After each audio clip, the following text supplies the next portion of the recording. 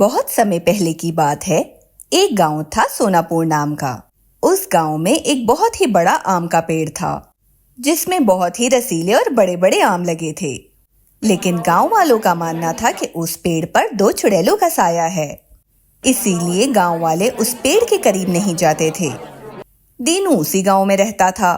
उसका दोस्त राजू, जो शहर में रहता था, वो दीनू से मिलने गांव आ रहा होता है। गांव के रास्ते में पैदल चलते चलते वो बहुत थक गया था और उसे भूख भी लगी थी। काफी सालों बाद इतना चला हूँ, थकन के मारे शरीर टूट रहा है और पेट में चूहे दौड़ रहे हैं। ये दीनू का गांव कब आएगा? चल चल के पैर दुख गए हैं, आए रे। राजू चल ही रहा होता है कि उसको वहीं घना आम का पेड़ नजर आता है, जिस पर बहुत ही रसीले आम लगे होते हैं। अरे वाह, इस पेड़ पर तो बहुत सारे आम लगे हैं। थोड़ी देर इसी पेड़ के नीचे आराम करके दीनू के घर चला जाऊंगा। राजू पत्थर मारकर उस पेड़ से आम तोड़ने लगता है। वो दोनों चुड़ैलें उसी पेड़ पर आराम कर रही होती हैं। राजू के आम तोड़ने से वो उठ जाती हैं। कौन है ये जो हमारे पेड़ से आम तोड़ रहा है? वो दोनों नीचे आ जाती हैं। राजू ये सब देखकर डर जाता है। कौन हो तुम लोग? क्या तुझे नहीं पता है ये पेड़ किसका है? आज तक किसी की हिम्मत नहीं हुई है इस पेड़ से आम तोड़ने की, और तू चला इस पेड़ से आम खाने। चुड़ैलें जैसे ही राजू को पकड़ने के लिए आगे बढ़ती हैं, राजू उनको चकमा देकर भाग जाता है और गांव में आकर छुप जाता है। मर गया रे, ये मैंने क्या कर दिया? ये चुड़ैलें तो अब मुझे नहीं छोड़ेंगी। आम खाने के चक्कर में मर गया। वहां दोनों चुड़ैलें बहुत गुस्सा हो जाती हैं और गांव में आ जाती हैं। गांव वालों, ये तुमने अच्छा नहीं किया, हम तुम्हें नहीं छोड़ेंगे। चुड़ैल की आवाज सुनकर गांव वाले डर कर घरों में छुप जाते हैं। अरे ये चुड़ैलें गांव में कैसे आ गई? ये हमें नहीं छोड़ेंगी। ये तो वो चुड़ैलें ही बता सकती हैं। हमें बाहर चलकर पूछना होगा कि ये चुड़ैलें गांव में क्यों आई हैं। क्या बात कर रहे हो दीनू? उन चुड़ैलों के सामने गए तो वो हमारी चटनी बना देंगी। इस तरह छुपने से हम उनके गुस्से को और बढ़ा रहे हैं। आज नहीं तो कल वो हमें ढूंढ लेंगी, तो क्यों ना अभी चलकर पता कर लें कि वो यहाँ क्यों आई हैं। फिर वो सब गांव वाले डरते डरते बाहर आ जाते हैं। चुड़ैलें उनको देखकर गुस्सा हो जाती हैं। अच्छा, तो तुम लोग हमें परेशान करके छुपे बैठे थे। तुम में से कोई नहीं बचेगा, सब मरोगे। चुड़ैल की बात सुनकर गांव वाले डर जाते हैं। क्या चाहते हो तुम लोग? गांव में क्यों आई हो? देखो तो कितने भोले बन रहे हैं ये लोग। पहले हमारे पेड़ से आम तोड़े, हमारी नींद खराब की और फिर हमें चकमा देकर भाग गए। गांव वाले परेशान हो गए कि ये सब किसने किया होगा। ये कोई हमारा गांव वाला तो नहीं कर सकता, क्योंकि हम सब तो जानते हैं कि वो पेड़ तुम्हारा है और हम में से कोई उस पेड़ के करीब तक नहीं जाता। ये जरूर किसी बाहर वाले का काम है। तुम हमें कल तक का वक्त दो। जिसने तुम्हें परेशान किया है हम उसे ढूंढकर तुम्हारे हवाले कर देंगे, लेकिन फिर तुम लोग गांव वालों को परेशान नहीं करोगे और कभी गांव में नहीं आओगे। हाँ, लेकिन अगर तुमने उसे कल तक हमारे हवाले नहीं किया तो तुम जानते हो हम क्या करेंगे। फिर कोई भी गांव वाला नहीं बचेगा। चल बहन, पार्टी की तैयारी करते हैं। चुड़ैलें गांव वालों को एक दिन का वक्त देकर चली जाती हैं। गांव वाले दीनू के घर पर जमा होते हैं। उस चुड़ैल को हमने वादा तो कर दिया है, लेकिन हम उनको परेशान करने वालों को ढूंढेंगे कैसे? और अगर हमने उनको वो इंसान नहीं दिया तो हम सब तो गए। घबराओ मत, ज़रूर कोई रास्ता होगा जिससे हम सब भी बच जाएंगे और वो चुड़ैलें भी हमेशा के लिए उस पेड़ से चली जाएंगी। वो सब ये बातें कर ही रहे होते हैं कि वहां राजू आ जाता है। राजू दीनू को बताता है कि कैसे ये चुड़ैलें गांव में आईं। गांव वालों, मुझे माफ कर देना। मुझे नहीं पता था कि उस पेड़ पर चुड़ैलों का साया है। मैं तो वहां बस आम खाने और आराम करने रुका था। मुझे नहीं पता था कि मेरी वजह से सब गांव वालों की जान खतरे में पड़ जाएगी। कोई बात नहीं भाई, अब जो हुआ सो हुआ, उसे भूल जाओ और आगे क्या करना है हमें वो सोचना होगा। फिर वो सब लोग चुड़ैल से बचने का उपाय ढूंढते हैं। अगले दिन जब चुड़ैलें गांव में आती हैं तो सब गांव वाले राजू को साथ लेकर बाहर आ जाते हैं। आखिर तुम गांव वालों ने उसको ढूंढ ही निकाला। चलो अब इसको हमारे हवाले कर दो। आज हम इसका खून पिएंगे। राजू आगे बढ़ता है। चुड़ैल जी, मैं ही आपका मुजरिम हूँ, लेकिन आप मुझे मारो उससे पहले मैं आपसे एक सवाल पूछना चाहता हूँ। आप में से मुझे मार कर खाएगा कौन? पहली वाली चुड़ैल बोलती है, भला ये कैसा सवाल है? तुझे मारकर हम दोनों ही खाएंगे। लेकिन चुड़ैल जी, मुझे लगता है आप उम्र में बड़ी हैं, ज्यादा हिस्सा तो आपको मिलना चाहिए। ये सुनकर दूसरी वाली चुड़ैल गुस्सा हो जाती है।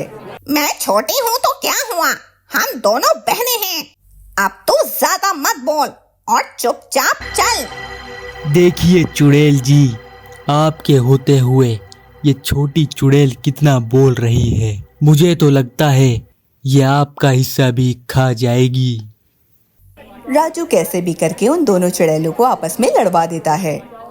लड़ते लड़ते वो दोनों एक दूसरे पर अपनी शक्तियों का इस्तेमाल करती हैं और जलकर भस्म हो जाती हैं। एक छोटे से गांव जयपुर में मनीष अपनी पत्नी सीता के साथ रहता था। वो बहुत गरीब था और जंगल से लकड़ियां काटा करता था। उसका पड़ोसी बंसी मनीष से बहुत जलता था।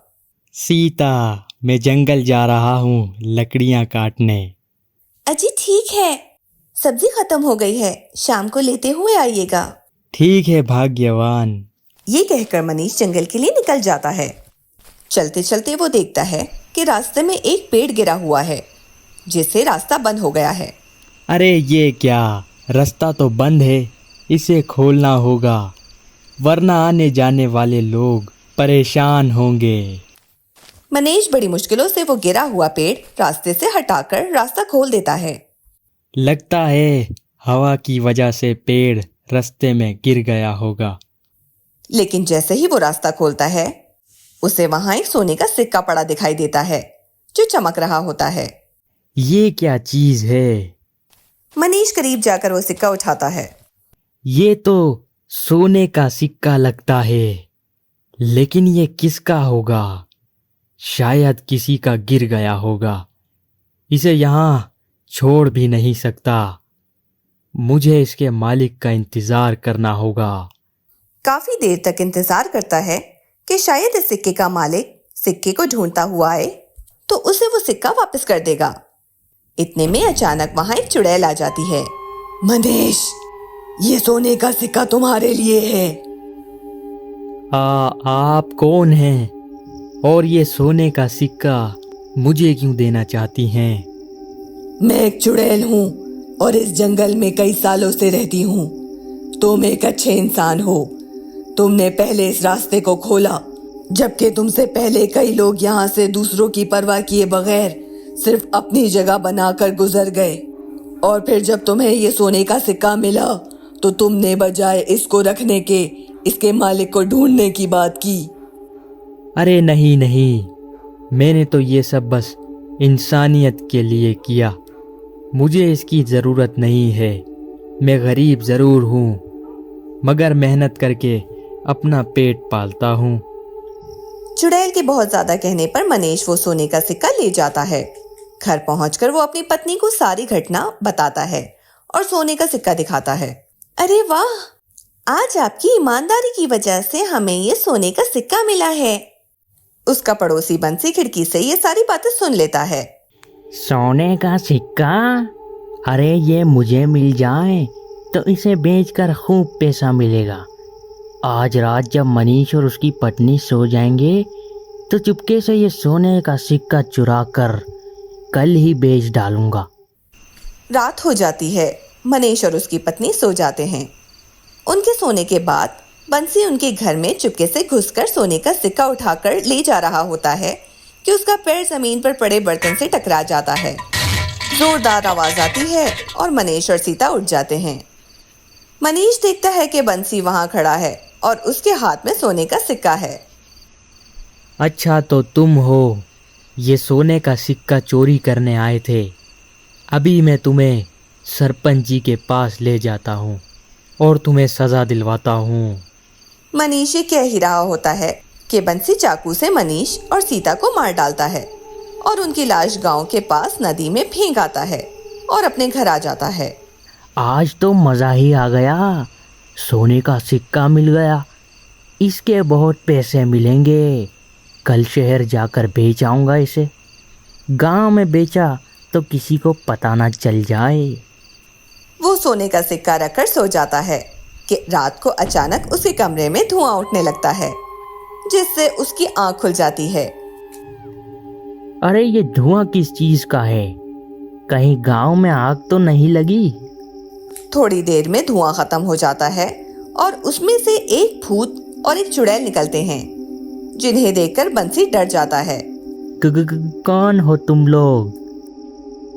हम वही हैं जिनकी हत्या तूने एक सोने के सिक्के की वजह से की और मारकर नदी में फेंक दिया। बंसी समझ जाता है कि ये मनीष और सीता हैं, जो अपनी मौत का बदला लेने आए हैं।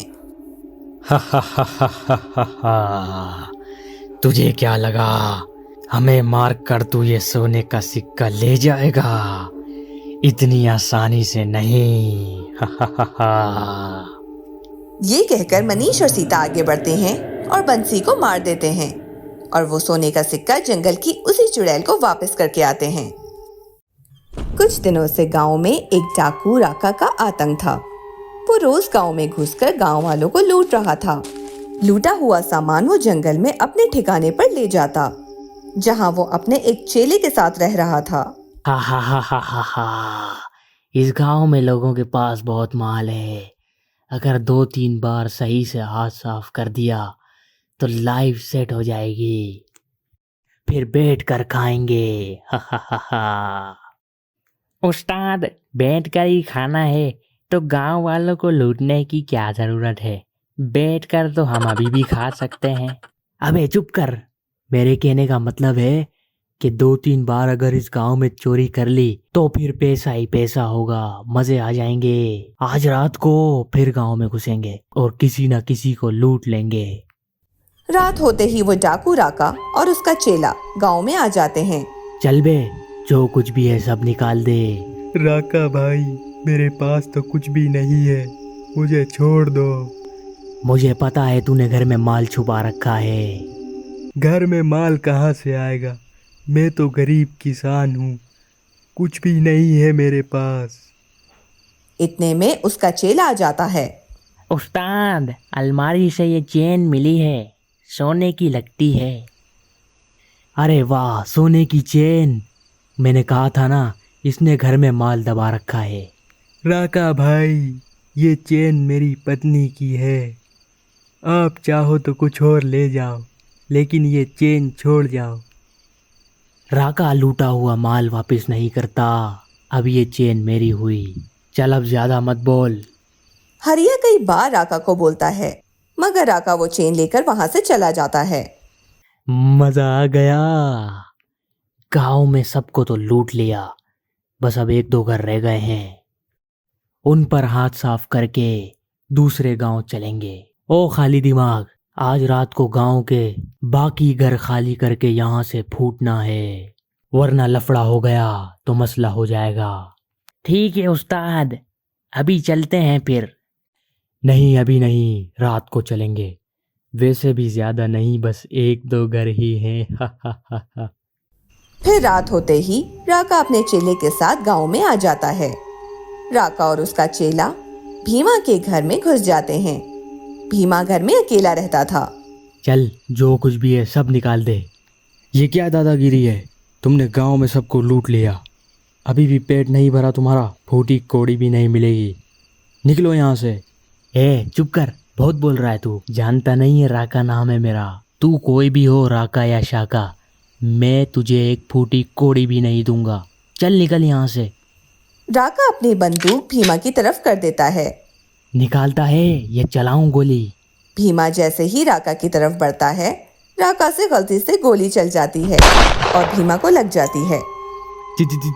चल यहाँ से फूटते हैं, कोई आ गया तो तू फंस जाएंगे। वो दोनों वहां से भागकर जंगल में आ जाते हैं। उस्ताद ये क्या कर दिया, आपने तो सच में गोली चला दी। राका डरते डरते बोलता है। गलती से चल गई, वो भीमा भी तो करीब आ रहा था, गोली चल गई मुझसे। वहां गांव में भीमा की लाश भूत बन जाती है।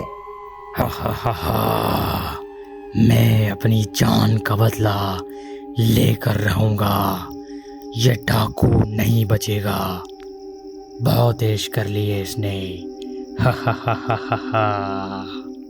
चल अब किसी और जगह चलते हैं जंगल में, इन गांव वालों को पता चल गया तो ये हमें नहीं छोड़ेंगे, अपनी जान बचाते हैं पहले, फिर देखेंगे क्या करना है।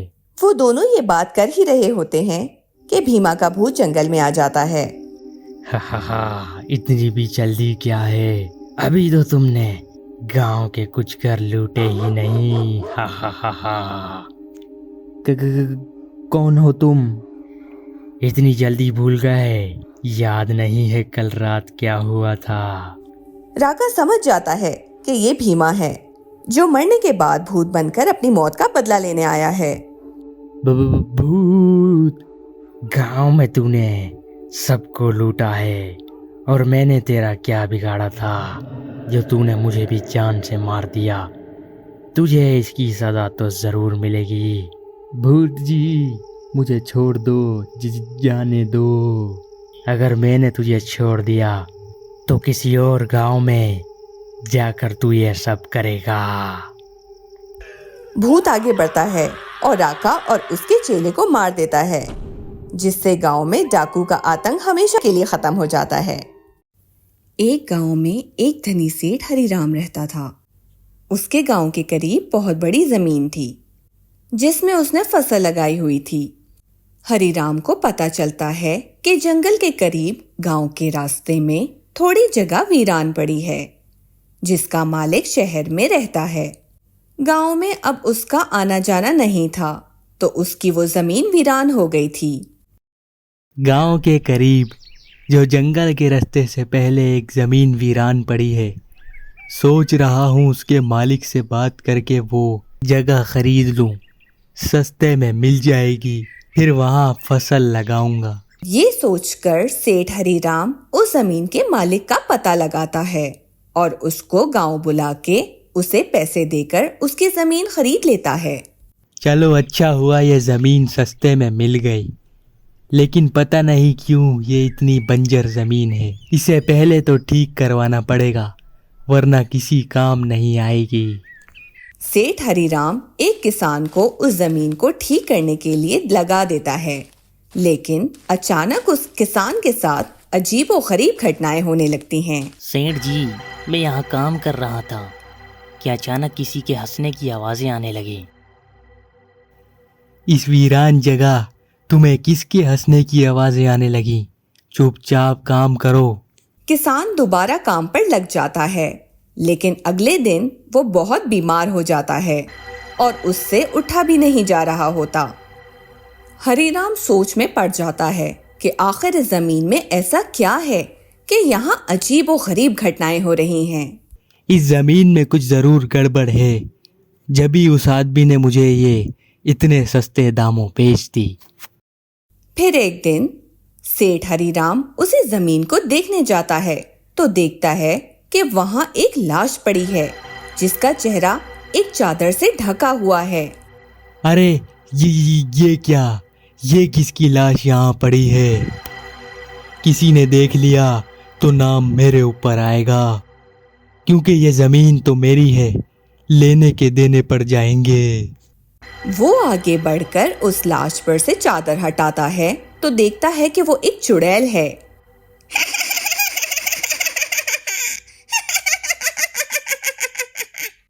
कौन हो तुम और यहाँ मेरी जमीन पर क्या कर रही हो? ये जमीन मेरी है।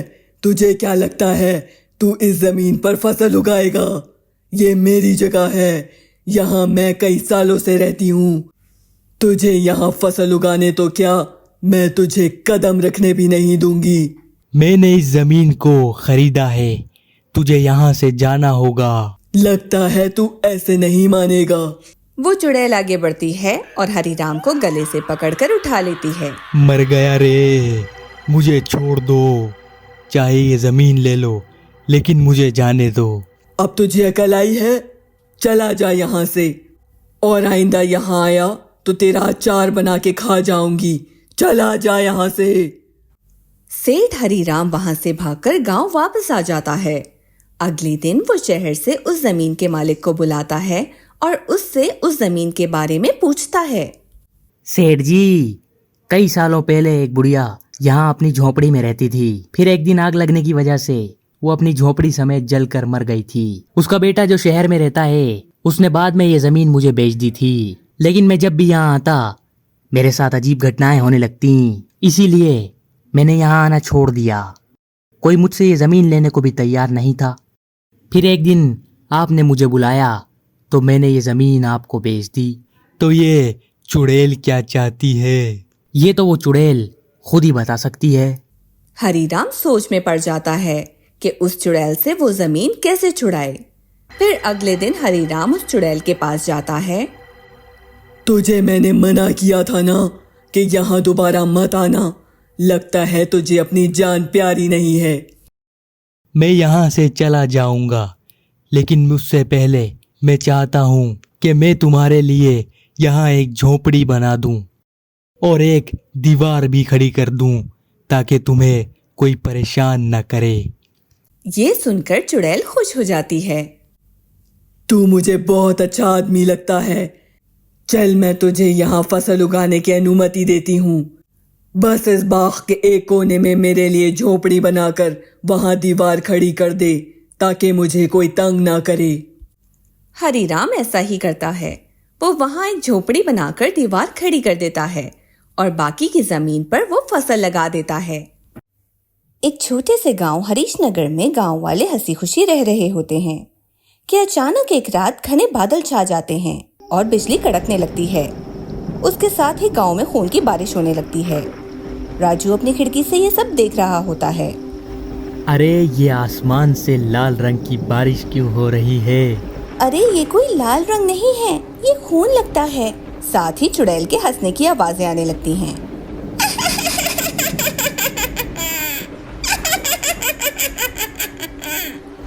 खूनी बारिश देखकर सभी गांव वाले डर जाते हैं।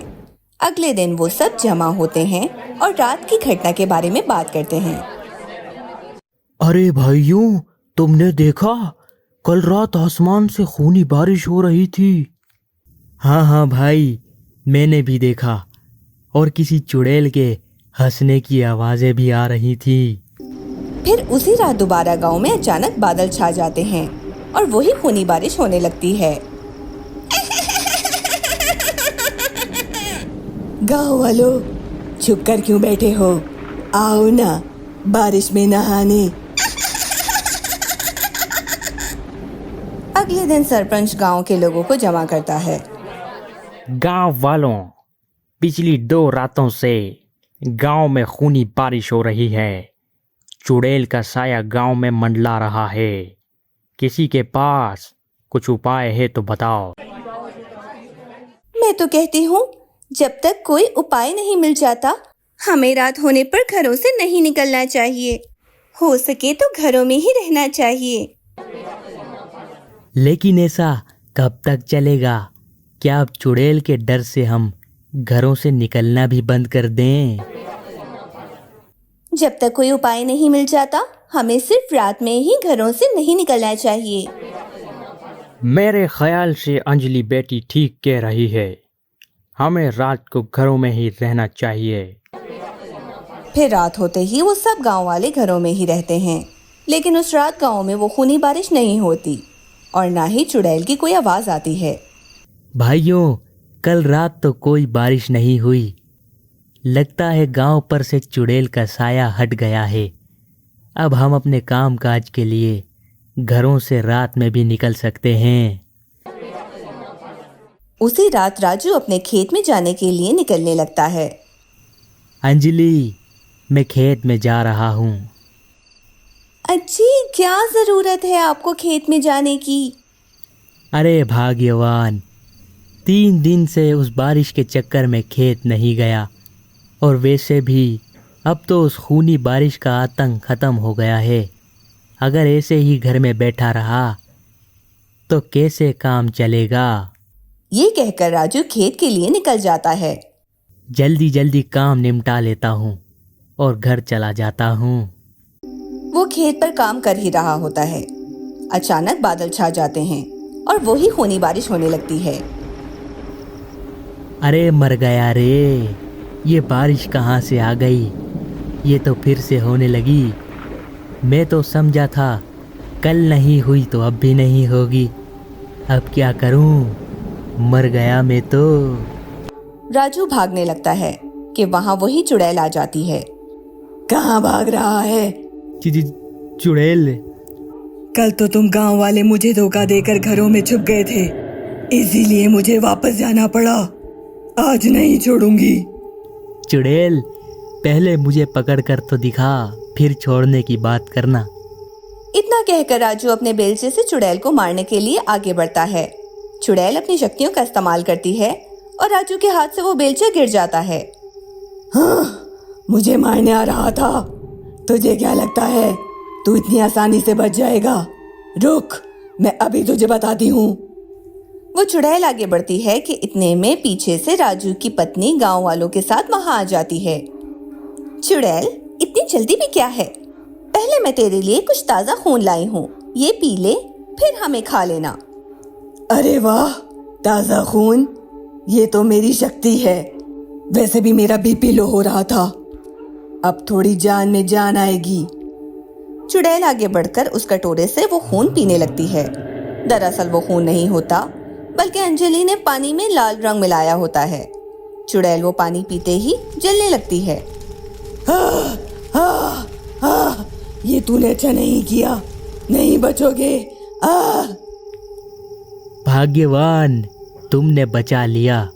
लेकिन ये चुड़ैल खून पीकर जलने क्यों लगी? इस कटोरे में खून नहीं बल्कि पानी था, जिसमें मैंने लाल रंग मिलाया था। क्या पानी में लाल रंग? मुझे पता था ये खूनी चुड़ैल है और खून को पानी ही साफ करता है। पानी पीते ही इस चुड़ैल की सारी शक्तियां खत्म हो जाएंगी, और ऐसा ही हुआ। वाह अंजलि बेटी, तुमने सारे गांव की जान बचाई है आज।